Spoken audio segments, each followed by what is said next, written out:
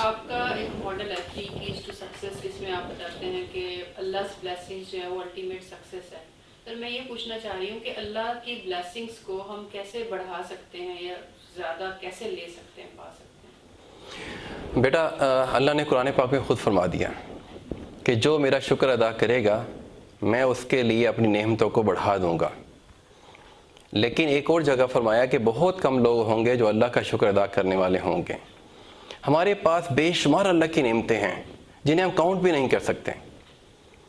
Assume کریں ایک لمحے ایک سیکنڈ کے لیے کہ اگر میری آنکھیں نہیں ہیں، یہ میری آنکھیں ہیں سائیڈ نہیں ہیں، دیکھ نہیں سکتی، تو شاید میرے اور آپ کے لیے زندگی میں اور دنیا میں سب سے قیمتی آنکھیں بن جائیں گی، کیونکہ فور گرانٹیڈ ہمیں ملی ہوئی ہیں.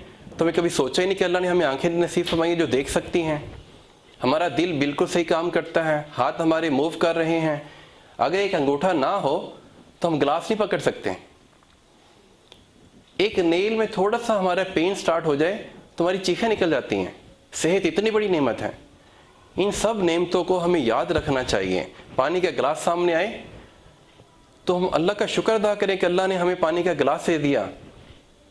ہم جو روزانہ روٹی کھاتے ہیں، کھانا کھاتے ہیں، ہم پیتے ہیں، ہم سوتے ہیں، ہم سانس لیتے ہیں، نیند بہت بڑی نعمت ہے، صحت بہت بڑی نعمت ہے.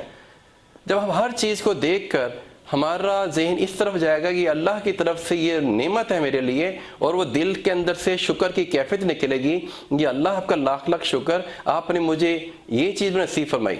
ماں کو دیکھے تو اللہ کا شکر ادا کریں، بیٹے کو دیکھے، بیٹی کو دیکھے، بہن کو دیکھے، وائف کو دیکھے، اپنے گھر کو دیکھے، جس چیز کو دیکھے، کھانا سامنے اللہ کا شکر ادا کریں، پانی پہ اللہ کا شکر ادا کریں. ہر ٹائم اس کے دلی کیفیت جو ہے نا، دل کا تعلق، اس کا لنک اللہ کے ساتھ جڑا ہوا ہو. وہ ہر چیز کو اللہ کی طرف سے گفٹ لے، نعمت لے، اور اس پہ اپنے شکرانے کو بڑھائے. میں نے زندگی میں کبھی کوئی ایسا شخص نہیں دیکھا جو شکر ادا کرنے والا ہو نعمتوں سے محروم ہو. اللہ تعالیٰ کی نعمتیں اس کے لیے بڑھتی چلی جائیں گی. جزاک اللہ.